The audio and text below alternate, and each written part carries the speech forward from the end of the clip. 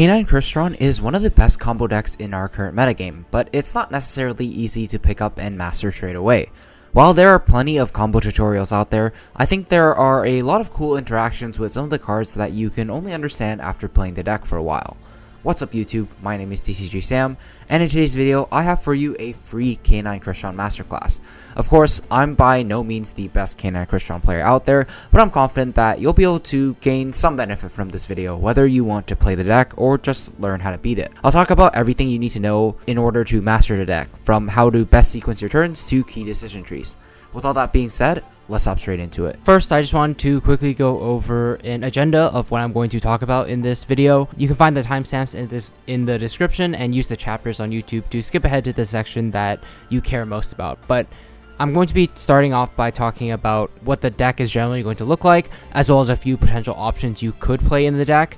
And then I'm going to go over the main combo for the deck, as well as go over some key decision trees. This is not going to be like a spreadsheet combo video. You can find all that online. So I'll just be going over a single combo that I think is the most important to know when you're playing this deck. I'll walk you through the reasoning behind why we're actually making certain decisions throughout the combo.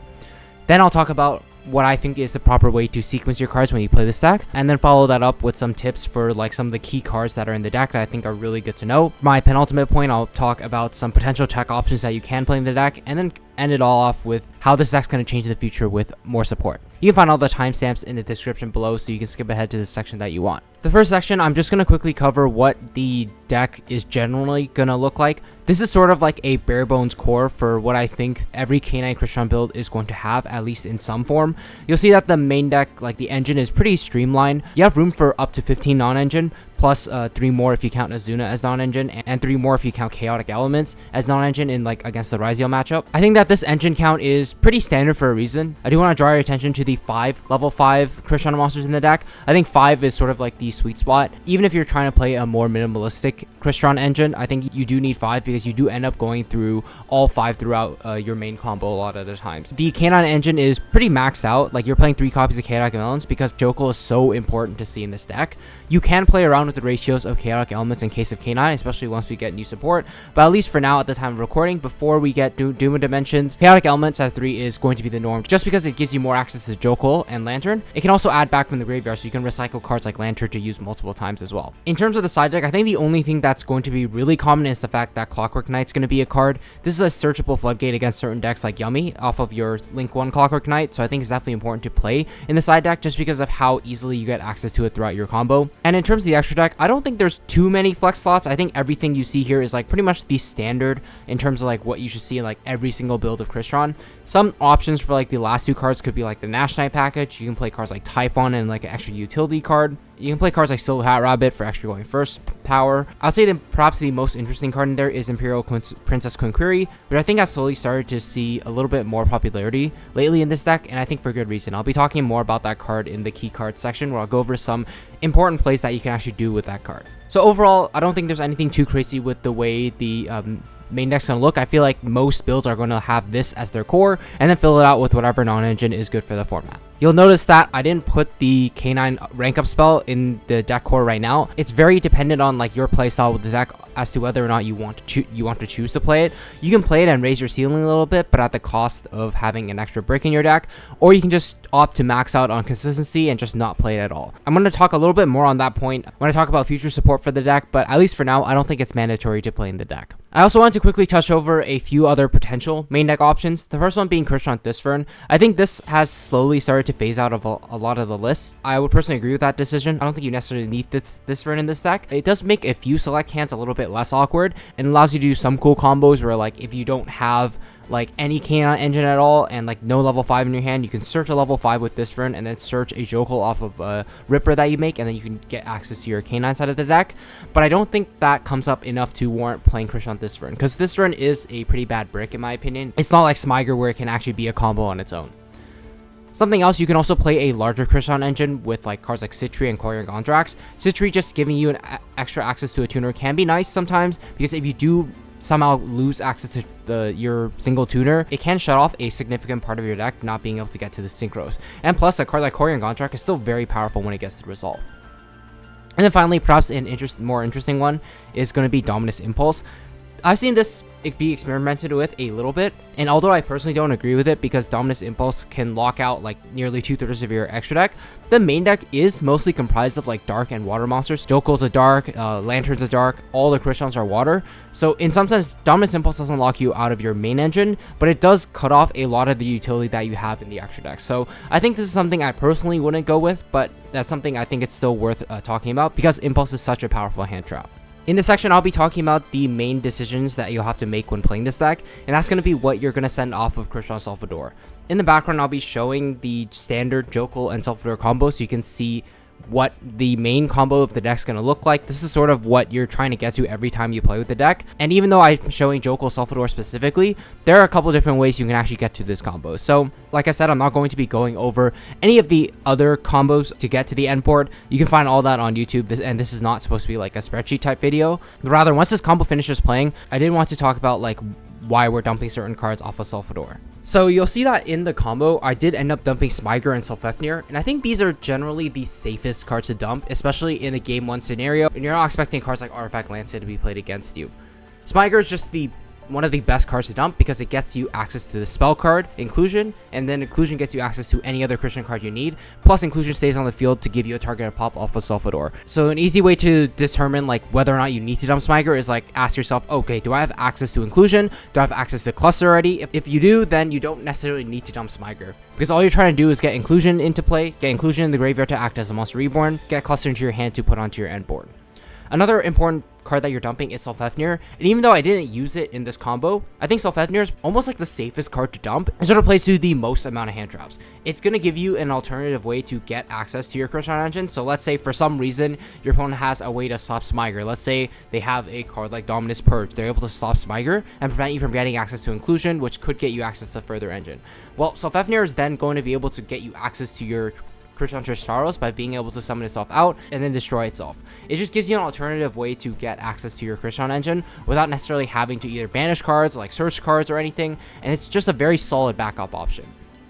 So I'll talk a little bit more about Sulfefnir in depth in my key card section, but at least for now, just remember that Sulfefnir is one of the safest cards to dump and one I would default to if I feel like I don't really need to dump anything else. Another situation that's going to come up when you're using Sulfador effect is, let's say you already have like access to a lot of the Crystron engine in hand, you have like Sulfefnir in hand, or you have Smiger in hand. Well, then I think you can consider dumping a card like Inclusion and Tristaros right away, or Inclusion plus another 5. And then just use Inclusion to bring the monster back right away to either threaten like a Synchro 7 with Tristaros and Sulfador, or to threaten a rank 5 like Infinity or Valon with the level 5 that you summon back plus Sulfador.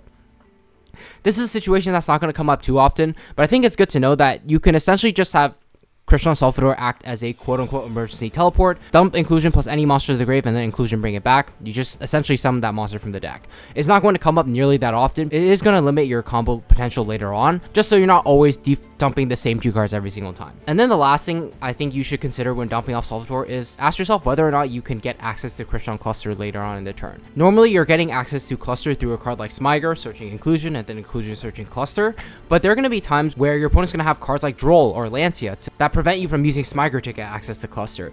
In those cases, you can just use Sulfador to go ahead and dump Cluster to the graveyard, because there's really no way for you to access this card aside from just searching it or dumping it into the graveyard and adding it back later on. It's not like Tristaros where you can just dump it off of cards like Scrap Recycler, you can summon it off cards like Sulfefnir. There's many different ways to get to the access to the Crystron Tuner, as opposed to getting access to the Crystron Trap. So I do think you want to prioritize making sure you always have access to the trap, no matter what hand traps your opponent may have. As a general rule of thumb, I would prioritize the trap and getting access to a tutor first before prioritizing anything else with Sulfador. I think for specific combinations to send off Sulfador, like I mentioned, in most cases you want to send something like Smiger or Sulfefnir in my opinion.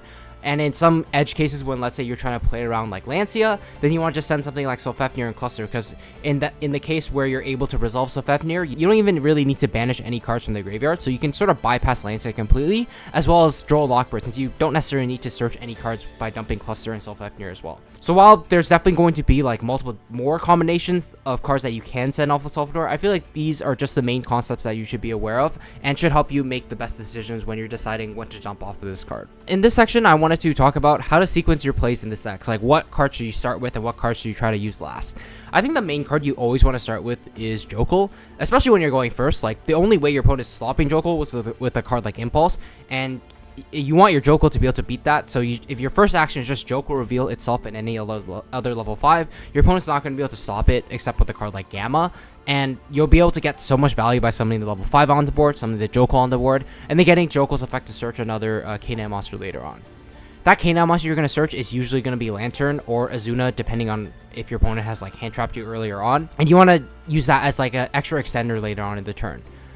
After using a card like Jokel to summon itself in another level 5, I'll talk a little bit more about what to do in terms of sequencing your extra deck monsters in the next part. But I think this order is generally like what you want to go for. You want to start with Jokel and then use like the extenders you get off of Jokel, like Lantern or Azuna, to make another rank 5. The thing you always want to do last is going to be Sulfador, because if you ever summon Sulfador using its own effect, it's going to lock you into machine monsters from the extra deck for the rest of the turn, and that's going to really restrict like what you can end on. I feel like you want to get most, if not all, of your K9 stuff out of the way first, make all your generic rank 5s before getting access to Sulfador, because a lot of the times you'll find that Sulfador is really only going to get used if it's like the only play that you have. Let's say you only have a copy of Crystron Inclusion, then you have to use Sulfador first. If you're doing your normal combo with, let's say, like Jokel Sulfador, you'll remember that Sulfador's effect was only used towards like the end of the combo after everything like generic was already made. If you take nothing else away from this, just remember Jokel first, Sulfador last, and then you can swap it around in the middle. So in terms of sequencing your extra deck monsters, I think the first extra deck monster you always want to go for is K9 Ripper. Not only does this get access to the rest of your K9 engine, searching cards like Azuna or searching cards like Lantern, it also insulates you from hand traps for the rest of the turn. It sort of forces your opponent to interact with your cards really early on, unless they have like combinations of multiple hand traps. Otherwise, Ripper's just going to nullify like any other hand traps they may throw your way. So no matter whether you start with the K9 engine or the Crystron engine, I feel like you always want to prioritize going for Ripper, and then using Ripper to grab an extender like Jokel, Lantern, or Azuna to then continue your plays from there. The next thing you want to consider going for is, like, you can make any generic rank 5 with a card like Azuna, but I would personally consider a card like Chronomaly Vimana, because Vimana acts as an extra monster negate. It starts helping you beat those hands where your opponent, let's say, has like multiple combinations of hand traps, like they have like Veiler Nib or something. Then you can start beating those by summoning that extra monster negation onto the field, making it much less likely you're able to lose to combinations of hand traps. Of course, since Vimana is a light monster, you're not always going to be able to go into it, especially if your opponent hasn't hand trapped you and you're not able to resolve Azuna. If you only have a card like Lantern, say, then I think the last thing you want to go for is just Infinite Track River Stormer. If you have access to the heavy Crystron engine already, then like great, you don't necessarily need to go for River Stormer. You can just make an extra card like Valon for interruption on your end board. But I think in most cases, when you start with, let's say, just the K9 cards, or if you start with like just a very, very little Crystron engine, so let's say like Jokel plus Sulfefnir, then I think you definitely still want to go for a card like River Stormer to search the Scrap Recycler and get access to the Crystron side of your deck. So going first, there's nothing too crazy to think about. Just remember, like, you want to summon Ripper first because it gets you access to more extenders and it protects you from hand traps later on. And then if you have access to a card like Azuna that's able to resolve, then being able to summon Vimana I think is going to be really good. And then once you have all the protection in place, then you can summon out a card like River Stormer and get access to the Crystron side of your deck. Going second, though, I think it gets a little bit interesting. I feel like the main way this deck's engine is going to be able to break boards going second is with a card like Zeus. Zeus is one of the best like in-engine board clears, and I think this deck has access to one of the best Zeus enablers in the game right now in a card like Valon. Valon may seem like pretty unassuming and not really great as a Zeus enabler, but being able to, one, force out like an interruption right away if you're able to book a monster, and two, being able to force out a set card as well, I think makes Valon almost like the perfect candidate for Zeus. Even if they have a card like Imperm for Zeus, Valon there is able to bait out like 2 extra cards because it's able to set a monster and then pop a spell or trap card your opponent controls while threatening a Zeus as well. So I think that you generally want to consider this line of play when you are trying to break your opponent's board with just engine going second. I did put Nash Knight here because I think Nash Knight is another option. It can force out an interruption by sucking up a monster on the field, and in theory it can get really big if you start playing all the extra cards like CXC's Nash Knight and like all that. But I personally feel like Valon is probably the best and most threatening XYZ when you're able to go second into a board, because a lot of decks right now are going to have search, spell, and trap cards like the Vanquish Soul Trap or the Draco Toe trap cards. Like, your Valon is going to be able to trade pretty favorably into a lot of it. And then after you've like Zeused your opponent, I think the next logical play is, of course, to just go into your engine and try to set up your own board. I would prioritize something like Ripper to protect myself from like any last hand traps my opponent might have, or search extra K9 monsters to help extend my plays further through a card like Land. If you don't have enough like level 5s, I feel like going for a card like River Stormer is just going to be the play, because it's going to allow you to get access to the Crystron side of your deck, which I think gives you much better recursion and grind game than just the K9 side. One last like kind of cool thing to remember is like, Infinitrack Riverstormer can give you the opportunity to make a 4 material Zeus, because it does have the extra effect to where when it destroys a monster by battle, it can attach it to itself as Xyz material. So in some world where you need to force a Zeus send through, you can just make like Infinitrack Riverstormer as your first XYZ, attack over something, and then slap a Zeus on top of that afterwards to get 2 sends. So I think that's something that's pretty cool to remember. Infinite Riverstormer is not just an engine card. Alright, so for this section, I wanted to talk about a few important cards that I think are worth mentioning in the deck, and a few cool tips and tricks that I feel would be beneficial to know relating to these cards. The first card I want to talk about is Sulfefnir, and the main point I want to make with Sulfefnir is that you can also pop other cards with it. While it does get an effect when it's destroyed by battle or card effect, you don't necessarily have to use this effect to destroy itself every time. You can use it to, let's say, destroy a card like Inclusion, and then Inclusion can bring back a monster from the graveyard right away, like another level 5 to threaten a rank 5, or you can bring back a tuner right away to start synchroing.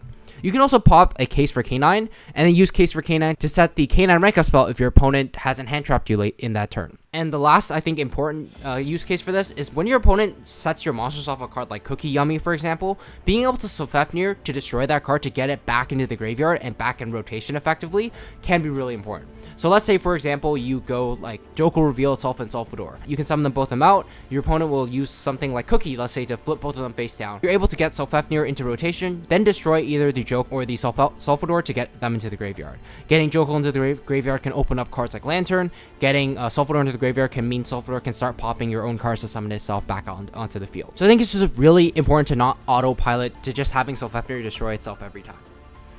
Something else I wanted to talk about related to Sulfefnir is that it is your alternative way to get access to the Crystron engine.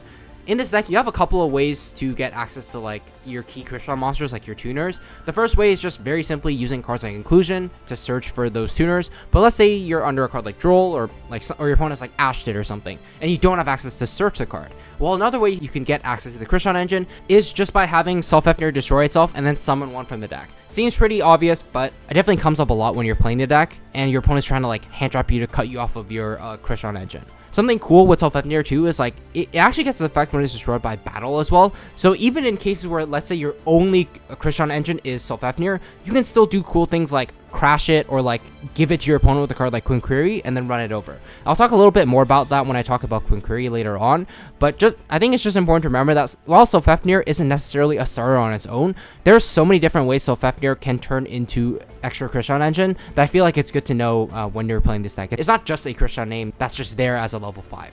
And then the next card I want to talk about is Eleskeletus. I think Eleskeletus is something that's pretty glossed over in the main combo. It only really hits the board once, grabs you something back from the graveyard, and then just gets immediately popped by Tristaros to summon 2 from the deck. And while it does synergize really well with that effect of Tristaros, I think it's also important to remember, like, you want to be prioritizing Eleskeletus because it's one of the best ways to enable follow-up for yourself. Not only are you able to grab back a resource from the banish or the graveyard, so you can grab back either your cluster that you dumped, or you can grab back like a banished Smyger that you only play one of. Eleskeletus also enables you to play what I like to call quote-unquote cluster control. You're just sitting on an Eleskeletus on the board, as well as a set cluster. It's one of the most annoying things for your opponent to deal with, because cluster is popping 2 cards they control a turn, while shuffling back resources for your follow-up, and the Eleskeletus itself is just really annoying to out, because if they out it once, it can actually bring itself back from the graveyard. It'll continue to allow you to use cluster to pop 2 cards every single turn. I think Eleskeletus' other effect of reducing your opponent's monsters by 500 is also something that's pretty underrated. This deck doesn't necessarily struggle with getting over big monsters, but there are going to be times when you're facing down monsters with like 3,000 or more attacks. Off the top of my head, cards like Nibiru or like cards like Dragotel or Arthalion can actually be kind of annoying for you to deal with, especially if you use Infinity's effect already to suck up one of your opponent's monsters. Just having an Eleskeletus alongside the rest of your board makes it so your monsters are generally big enough to beat over any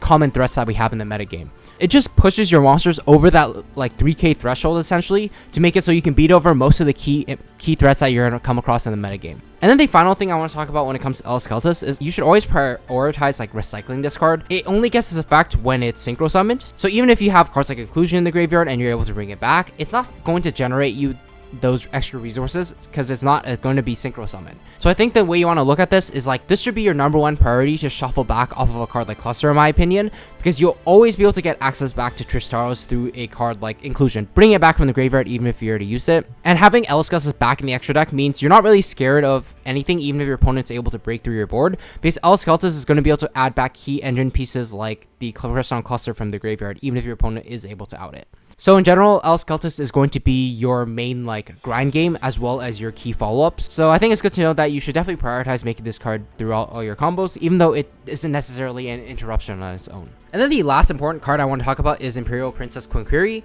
This is a relatively new addition to the deck, and it's still, I think, relatively underexplored. There are definitely a lot of cool things you can do with this, and I think the closest comparison I can make is this is sort of like what the Dark Charmer was to the Malice deck. You're not going to be able to make it every single game, but the games where you do make it, it can swing a game way back into your favor. So the first use case for Quinquery is that it turns 2 materials that you can't use to summon a light XYZ monster with into 1 level 5 material that isn't restricted. A card like Jokel or Lantern is going to prevent the thing it summons and itself from being used for the XC summon of a light monster. So that's going to prevent you from accessing a lot of key monsters like Dice Smasher or Artifact Durandal, for example. But you can turn those 2 cards into Imperial Princess Quinquery and then use this effect to summon any level 5 back from the graveyard. So you've effectively turned those 2 level 5s from that were light locked into a generic level 5 that you can use for anything. And I think where this is going to come up is in the main combo, you do have the option to actually Dice Smasher your opponent with 3 materials, even if they haven't hand trapped you yet, because this card sort of enables you to get that extra level 5 monster that isn't locked. You're able to pair this with a card like Azuna and Lupus to turn those all into a Dice Smasher, even in cases where your opponent hasn't enabled Azuna's effect yet. It's something that's pretty cool and definitely good to know. And the crazy thing about this card is like, even if it doesn't necessarily do anything on your opponent's turn, just having it on the board is very threatening because it's able to grant you that extra follow-up for your Crystron engine during the next turn. Because this card is able to summon any level 5 from any graveyard, you can use it to bring back cards like Sulfefnir, you can use it to bring back cards like Sulfador, and it doesn't even negate the effects. So you can use cards like Sulfador to just dump 2 more cards to the graveyard and sort of get your Crystron plays going from there again, even if you have no other Crystron cards on your field. You can just turn any 2 like K9 monsters into this card and then use this effect to bring back like Sulfador, for example. Where I think this is going to come up is like in some cases, let's say you start with like Jokel Sulfador, but your opponent's able to cut you off of getting access to Crystron plays by like, let's say like they imperm your Sulfador and they like imperm your Riverstormer, just as a quick example. If you're able to make Quinquery, then just by having access to that 1 Sulfador in the graveyard, you're able to get access to your Crystron engine again on the next turn, since Quinquery is going to be able to bring it back. So this is once again another piece of follow-up that I think it's really important to have on your end board to make sure you play during the next turn, even if your opponent is able to break through your board. And then the last cool thing about this card is it can actually summon to your opponent's side of the field. And I think one of the cool interactions with this is like you can give your opponent a card like Jokel or Lantern and then use Chaotic Element's Graveyard effect to take any monster your opponent controls, since they now control an Aqua or a Pyro monster. I think where this is going to come up is like, let's say you had to give your opponent a really big Nibiru token and you don't have an easy way to out it. Well, you can just use this, give your opponent one of the K9 monsters, and then use the Chaotic Elements to just steal the token, because you don't necessarily have to steal the Pyro or the Aqua monster. Something else that's cool with it is like you can use it to bring back Sulfefnir to your board or their board. Like you can, let's say, give Sulfefnir to them and then run it over with your own card and then use Sulfefnir to summon a Crystron monster from your deck to get extra access to that engine. So in some cases, like if you have just a Sulfefnir and a Sulfador sitting in the graveyard with no other Crystron cards in your hand, you can still use a card like Quinquery to get back into your Crystron engine. So I feel like Quinquery is very good at just turning the K9 cards essentially into extra Crystron cards and be able to do a few cool tricks as well. Also throw in like an extra tip in there as well. Against the Yummy matchup, if you're able to give your opponent a Jokel or a Lantern and summon all your monsters in defense mode, your opponent's going to have a monster on the board that they're going to struggle to remove, and that's going to shut off cards like Engage, in Tornado Drones. It's going to shut off their best starter in Obedience School. So in some very desperate situations, you can just give your opponent like one of those monsters and then put them on. Better have like a normal summon Yummy monster, otherwise they're not going to be able to play the game. So I think that's something that's pretty cool to remember with Quinquery as well. Alright, so for this section, I want to talk about a few potential tech options that I think could work pretty well in the deck. The first one is going to be Steel Hat Rabbit and Apophis Swamp Deity. This is a tech that was first popularized by Yasin, so can't take credit for this, but the way it works is like during your main combo, you're going to have access to any generic Link 2 in the game, and while it's normally going to be SP Little Knight, you can make Steel Hat Rabbit instead and use this effect to set Apophis from the deck. Apophis combos really well with a card like Crystron Cluster because you're going to be able to search that continuous trap every single time throughout your combo, and you're already going to be prioritizing that anyways. So it just means on top of your regular combo, instead of having an SP Little Knight, you can effectively have like an extra Omni of the Gate on your end board that doesn't lose to board breakers like Dark Ruler no more. It can definitely circumvent some of the weaknesses of the Crystron deck to those like specific board breakers, I think, and could be a very cool option. Another potential end board option could be a card like Therion King Regulus.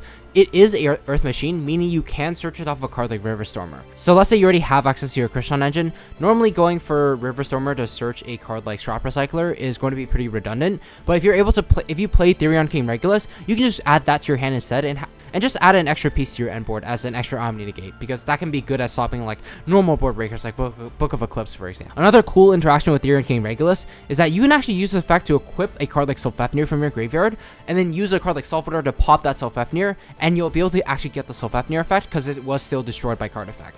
So just generally a pretty good extra like searchable end board piece if you're already able to combo, but I personally do feel like this may be a little bit Woodmore and doesn't necessarily solve any of the issues the deck has. And then finally, just a couple of extra deck options that you could consider putting into the deck. I think Arc Rebellion is something that could be cool. You're able to steal a couple of games from decks like Vanquish Soul when they just have, let's say, a bunch of guys on the field that you aren't able to clear. It also helps you in a matchup like Lunalight to actually out the Lunalight Liger Dancer, because this deck just naturally doesn't have an out to it unless you play a card like this. It's not something that's going to come up every game, but if you feel like you want to have all your bases covered, you can play this as one of your flex slots. And then the other card I want to talk about is like this deck's like Time Wind Condition. You don't necessarily have to play this card, but Darkstrike Fighter just makes it so like you have a generic level 7 Machine Synchro that you can go into to then just burn your opponent whenever you go into time. I don't think this is something you necessarily need with the deck, because I felt like every time I played it, I didn't go into time that much. But if you're, let's say, playing a bunch of board breakers and you have to let your opponent combo every single time, then I think Darkstrike Fighter might be something you have to consider. And then for the final topic I want to talk about, it's just future support for the deck coming out in Doom of Dimensions. The first card is going to be the main deck monster K9 Basically, its effect lets you normal summon itself when your opponent has 2 or more cards in their hand, and when it's normal summoned, you get to bring out a K9 monster directly from your deck. It actually gives this deck a very nice 1-card combo now that accesses both the K9 engine and the Crystron engine. Generally the gist of it is like you'll go Noroi, summon out Joko from the deck, Joko will get its search. You'll eventually get to a point where like you make River Stormer and search a copy of Scrap Recycler, and then from there you're able to link Noroi and Scrap Recycler into a card like Platinum Gadget to be able to special summon Scrap Recycler from the hand. So in that case, even though you already used your normal summon on this card, you're still able to get access to Scrap Recycler to dump the Crystron card to your graveyard.